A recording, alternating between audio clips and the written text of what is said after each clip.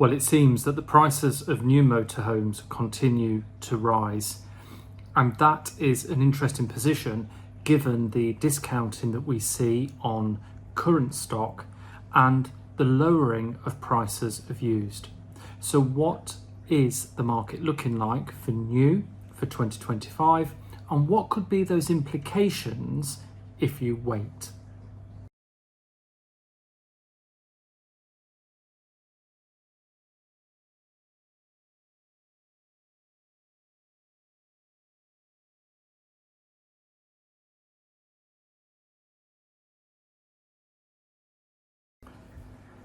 Well, welcome back to the channel.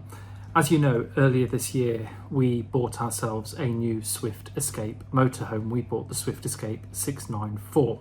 Now, this is a 2024 model.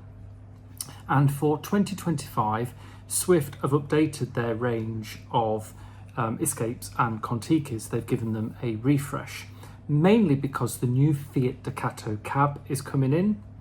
And I think they've taken that opportunity to give a mid-cycle refresh, if you like. And I want to talk through what that looks like. So what are you actually getting in that refresh other than the new Ducato cab? Well, the first big change for 2025 is with the Escape itself, as this is moving to an automatic as standard. But what you will see in that shift to the new facelifted cab is around a £3,000 price lift on all of the 4 Escape models that Swift produce over what they would have cost in the automatic version in 2024 had you specified that. So this is comparing a like for like, an automatic in 24 to the new automatic in 2025. As well as comparing then the automatic model, so you've got an idea of what that price difference is, I'm also going to walk you through some of the savings that can be had right now across the existing 2024 models. In a way, I want you to consider that if this is a vehicle for you, could you bag yourself a better priced vehicle now by taking a 2024 model, if you're happy not having the automatic, against what the big changes are or not so big changes for 2025. On the screen now then is a spreadsheet I've put together to give you an idea of what is available out there in the market and also what discounts are being applied. So you can look at the list price for 2024 against the discounted prices that are on offer. And then my orange columns on the right show what the proposed 2025 price lists are looking like to give you an idea of the comparison. Now, if we look across the top, first of all, I've done the Ascaris, and you can see across Brownhills, Kimberley, Highbridge, Spinney, they've all got the various models from that range with discounts that range from £1,300 to almost £9,500. Now, that's interesting because that's a saving against the 2024 list price. But if you look at the 2025 list price and then compare them against the savings that you can find now, you could in effect bag yourself an even bigger saving, albeit with the 2024 model. So that's the Ascaris. Next on the screen below, I've put in the full range of the 4 Series and the 5 Series Voyagers. And again here, over most of the main dealers across the UK, you can see that they're offering a vast array of discounts on the Voyager models. And again, I've popped in a column to show you what saving could be made should you want to buy one now compared to what the proposed list price is for September. And these are the published Swift list prices on their website.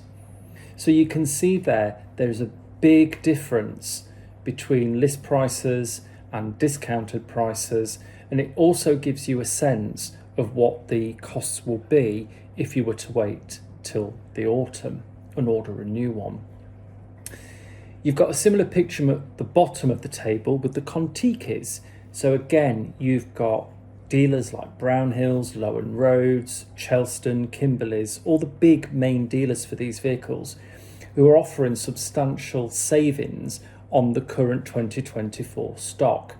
But take note of what the uplift is in the 2025 price lists on the orange columns again, and what increase is there compared to what you might pay now if you are comfortable with the 2024 spec, design, and in effect fabrics and smaller features. So it might be worth considering if you were holding out for a newer model, given that prices are going up. Now, as you look across that, and I'll leave this on here for you to look at as I talk, but there is an implication that if the current 2024s are already being discounted, that's going to have a knock-on effect down the chain with part exchanges and so on. So the gap between a part exchange, a gap between the value of a 24 model to a new 25 is going to become even wider. So it's something to consider if you are in the motorhome market now, or considering waiting to look at the new models, for example, at the NEC in October. So let's take a look at the prices of the Escapes in particular.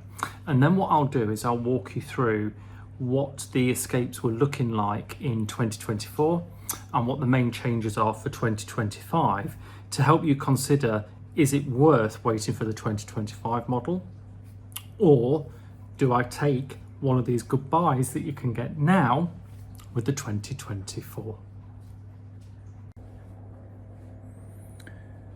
So if you look across all those models for the Escape on this spreadsheet, then you can see that there are some significant savings to be had now, and even factoring in the £3,000 for the automatic in that versus 2025 price list, you would still get some incredible savings against buying now compared to waiting. So the question you'd need to have if you're looking at an Escape is whether you really want that automatic and you really want to push up. I mean, they're pushing up over the £90,000 price point now, which only a couple of years ago was Kontiki money. So it is a consideration, and I just wanted to highlight that there's a plentiful supply of the 2024 models. There's not massive changes in the actual specification and the habitation area of the vehicle, and even the dashboard and cab itself. It's the updated higher spec cab, but it's still fundamentally the Ducato.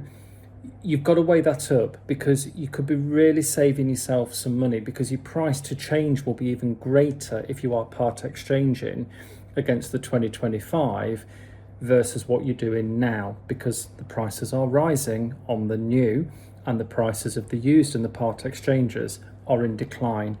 So I just thought this was an interesting take, and I'll walk us through next what some of those changes are.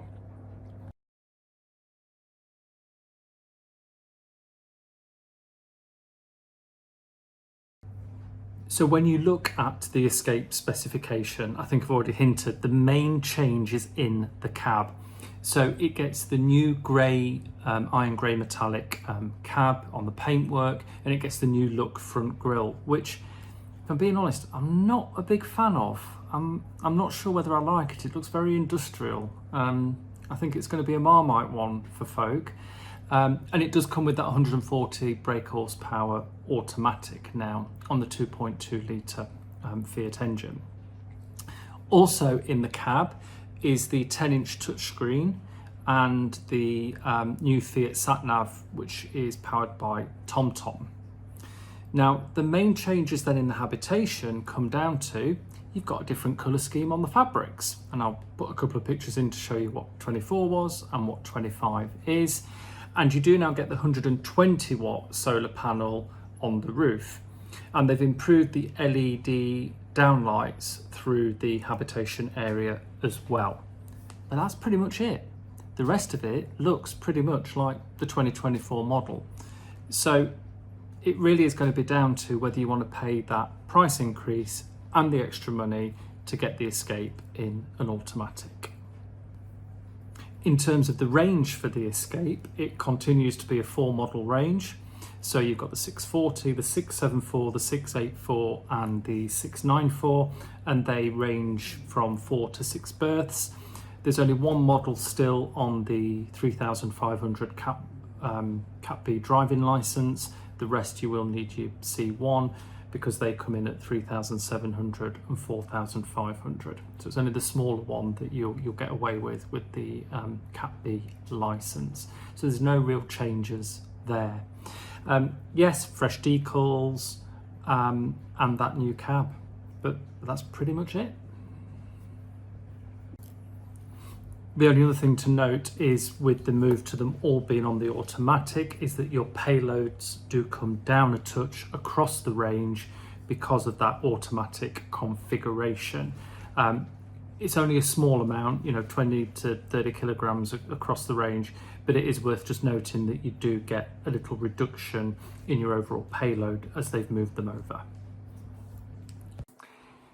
So whilst I've given you an overview of the general picture of some of the discounts that can be had on the standard Swift Escapes, I have pulled out a couple of spec'd up versions that are on the market right now. So these are 2024. So I've found one Escape 694 that is on an automatic. So this would normally list at about just over £85,000. But in one of the main dealers at the minute, again, I think this is Don Amot's, they've got £7,000 off that, so that's down at 78,000 on the automatic. They've also got a 640, which would normally be close to 83,000, and they've got that coming in about 76. So again, about another £7,000 saving on an automatic. So if you are wanting to compare an automatic with what the new prices are for 2025, that gives you an example of some of the savings you could have now, because they will end up being about £10,000–11,000 more in real terms than these discounted prices you've got now. And that's a big chunk of money on a new motorhome.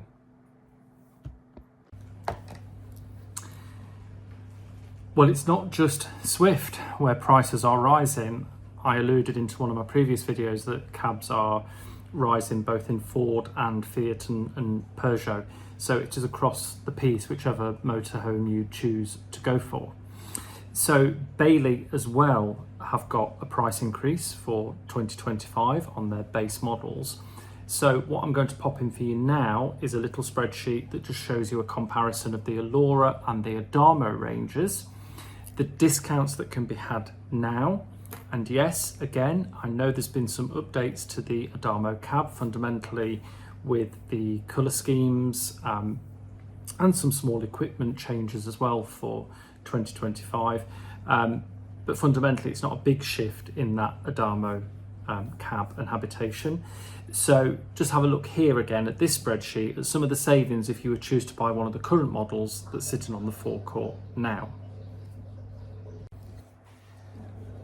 So on this spreadsheet then, starting with the Adamo, across the whole range, you can see that there are savings between £4,000 and £6,000 across most models from the current ranges from the big dealers in the UK. You can see that prices are rising on average between £2,500 to £3,500 for September. So again, should you buy one now, you get a greater scale of discount, if you like, than if you were to wait. So again, that's all listed there for you, a comparison of current prices, saving on the 2024, and that column G and K shows you potentially what your saving would be against what the new list price would be for September 2025. So again, Allura, we know there's loads of these on dealer forecourts, and there are various discounts running across. I've seen some from £3,000 to £6,500. It is a new model this year.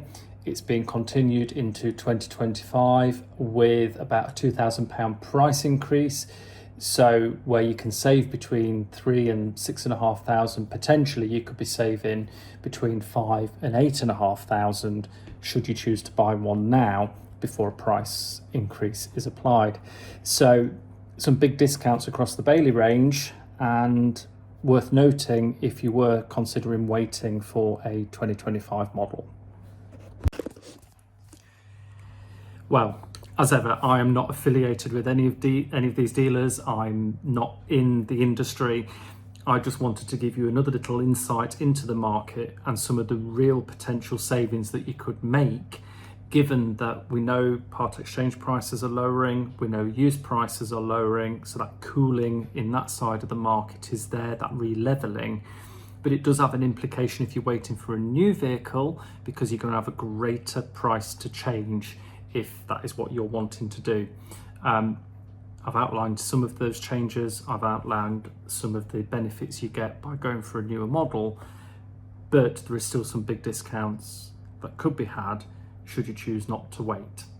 So, useful or not, you tell me. You know I like looking into the market and seeing what's happening right now. And if you think this is useful and you want me to look at some of the other manufacturers, because I know this is applying across all of them, I'm happy to do some more. Would you like me to get back out on the forecourts and have a little look around some of the models and show you what they're like? Happy to do that. Get in the comments, let me know, and I look forward to sharing more with you in our next market insight. Now, interspersed between these, I am going to drop in some of our travels from this summer. I have just released our journey down from Dijon to Perpignan, and then I'm going to have a couple of videos coming out over the next couple of weeks that show you around some of the sites we used in southern France and on the coast of Spain. Later in the month, I'll release a video on our stay down in Benidorm and what we genuinely thought of a new campsite on the edge of Benidorm, Le Media Legua, and what our real thoughts on that were. And we'll share that one with you as well. So thank you once again for all the likes, comments, and the recent subscribes. I'm not far off that first 1,000. So if you're not yet a subscriber, I really would welcome it. And until then, I'll see you in the next one.